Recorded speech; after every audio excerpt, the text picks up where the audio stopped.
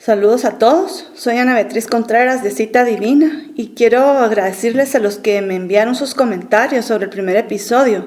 Veo que los pensamientos que me han estado inquietando en estos tiempos están resonando también en muchas otras personas. Y hoy quiero hablar sobre el concepto de tiempo en la Biblia, porque eso nos va a revelar mucho sobre lo que significan los tiempos del fin. Y primero quiero que comencemos viendo la diferencia entre la forma en que vemos la historia en nuestra cultura occidental y contrastarla con la perspectiva de la historia en la Biblia.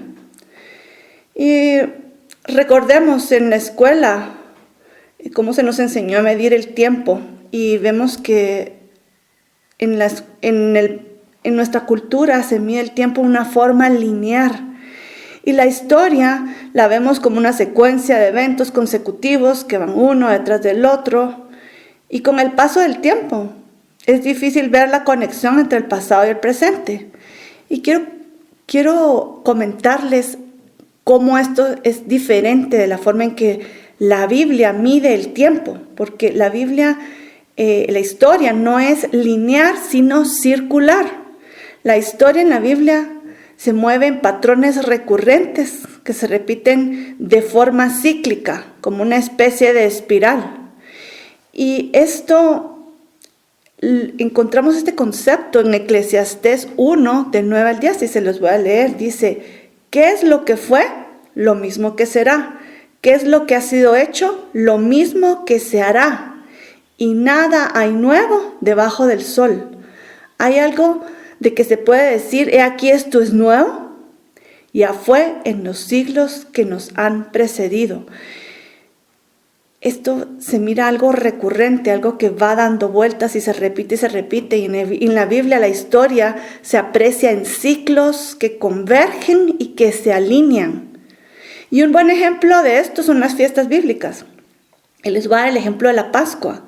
La Pascua original se celebró un 14 de Nisan en Egipto, hace miles de años. Y en ese día, 14 de Nisan, fueron liberados los israelitas de la esclavitud. Mucho tiempo después, miles de años después, en esa misma fecha, 14 de Nisan, Jesús murió como el Cordero de Dios para librarnos de la esclavitud del pecado.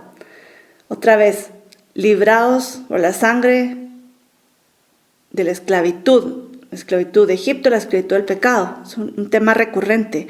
Y también en esta fecha, cada año, Dios nos invita a celebrar esta fiesta para recordar nuestra redención personal. Y esto es algo que se repite año tras año, es una invitación del Señor, una cita divina.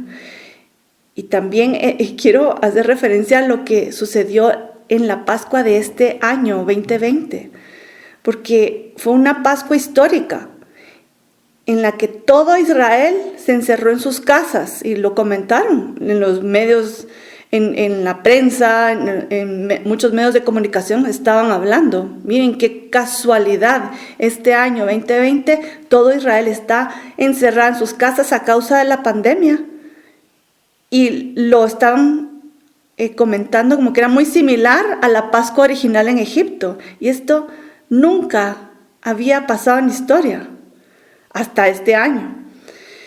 Y esas son, podríamos decir que esas son coincidencias, que son cuestión de suerte, pero nosotros sabemos que no es algo del azar, sino que hay mensajes escondidos en estos patrones. Y hoy, lastimosamente, no voy a analizar lo que significa esta recurrencia, por muy fascinante que sea, porque no es el tema, ese es tema de otro estudio, pero se los menciono como un ejemplo de los patrones en el tiempo, a los cuales la Biblia nos llama a prestar atención. Y hay otro punto que quiero, regresando al concepto cíclico del tiempo, hay otro punto que quiero mencionar, que según la perspectiva bíblica, cuando se cierra un ciclo, el final de este ciclo conecta con el principio de este mismo ciclo, temáticamente. Y esto quiere decir que cuando cerramos un círculo de tiempo, vamos a descubrir que el final de un proceso va a ser muy similar al principio. Y esto se hace muy evidente en la Biblia, porque cuando cerramos el libro, la Biblia, con Apocalipsis, nos vamos a dar cuenta que al final, en esos últimos 2 capítulos de Apocalipsis, aparecen elementos que nos recuerdan del principio, es decir, Génesis. Por ejemplo, aparece el árbol de la vida, hablamos de la creación de cielos nuevos, tierra nueva, y también hablan de una comunión cara a cara entre Dios y el hombre.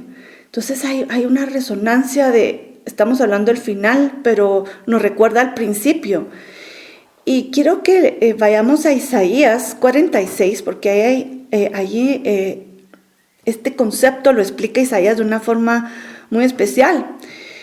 Y voy a leer Isaías 46 del 9 al 10, que dice: acordaos de las cosas pasadas, desde los tiempos antiguos, porque yo soy Dios y no hay otro Dios, y nada hay semejante a mí.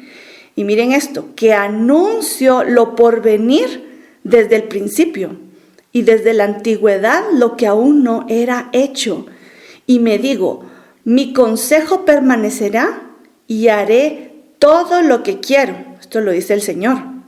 Isaías nos está diciendo que nos acordemos del pasado, porque lo que viene está anunciado desde el principio.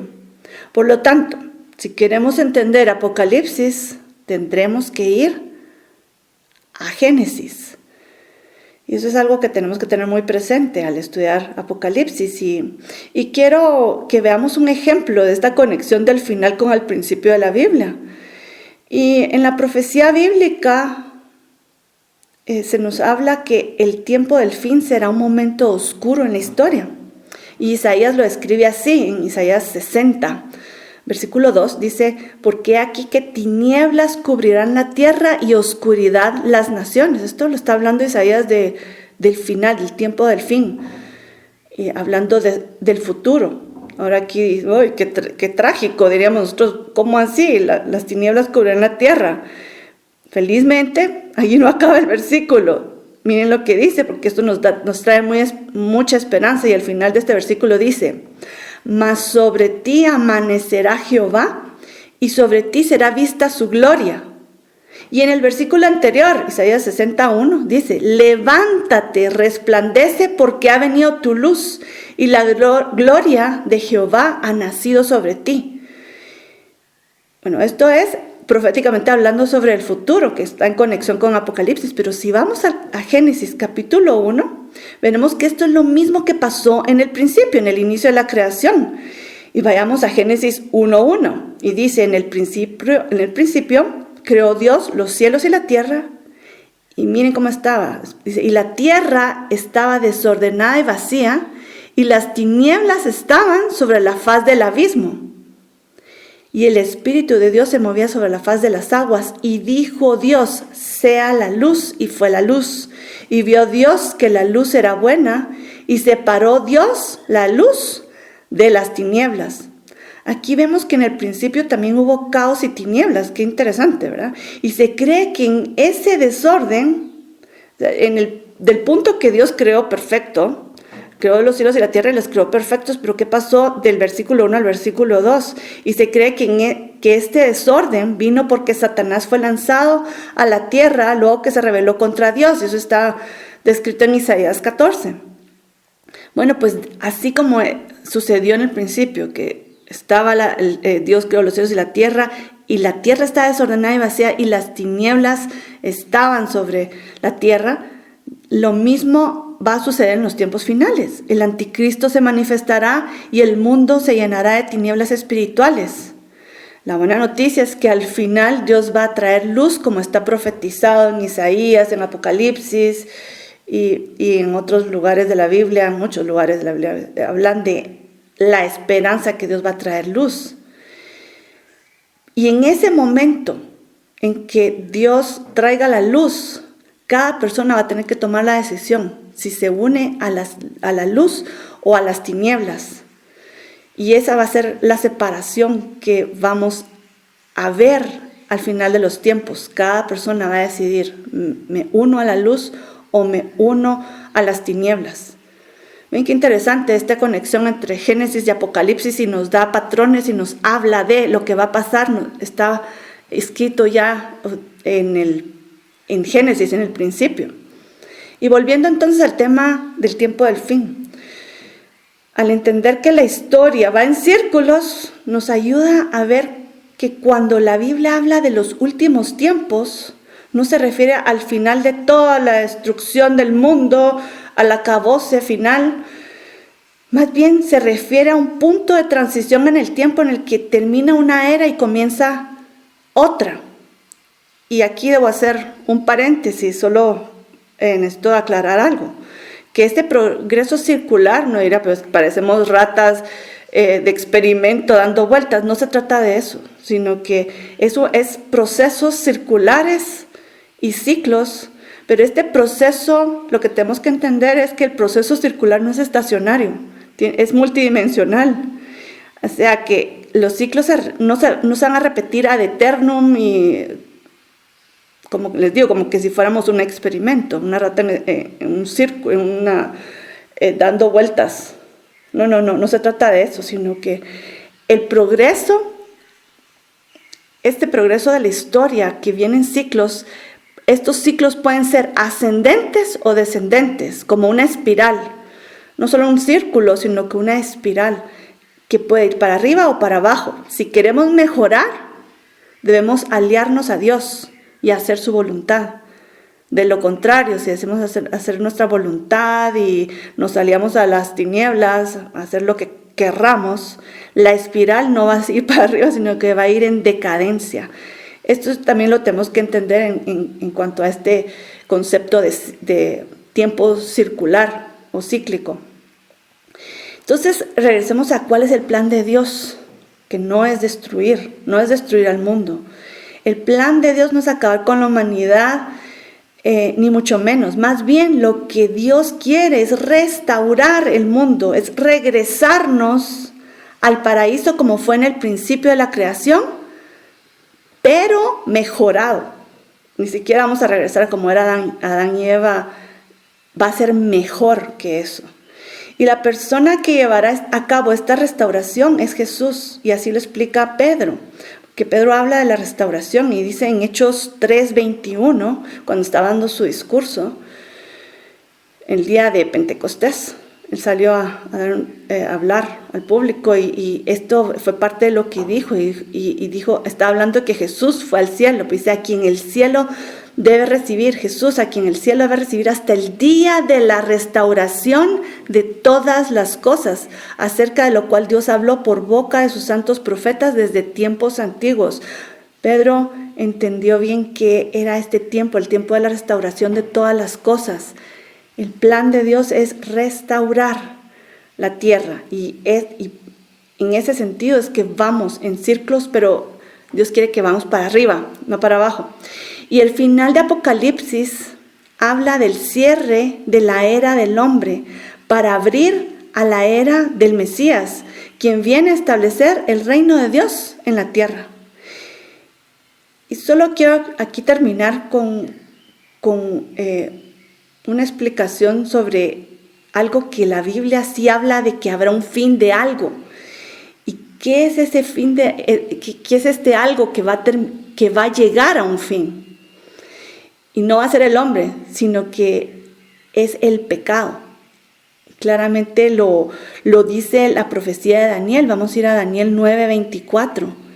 Y miren qué interesante, no va a entrar en la explicación de las 70 semanas, pero Dios ha determinado un tiempo específico para traer esta restauración. Y dice, 70 semanas han sido decretadas sobre tu pueblo y sobre tu santa ciudad.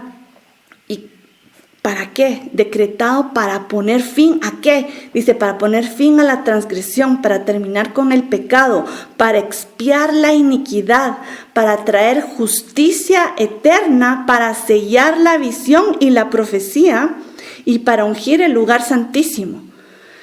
¿Qué es lo que va entonces? La Biblia dice que va a haber un fin. ¿De qué? No es el fin del hombre, no es el fin del mundo. El fin es del pecado, de la iniquidad, de la transgresión, para que haya justicia eterna. Aleluya, eso es lo que queremos. Ahora la pregunta es, ¿vamos a ponernos del lado de Dios o del lado del hombre de iniquidad? La elección va a ser de cada uno.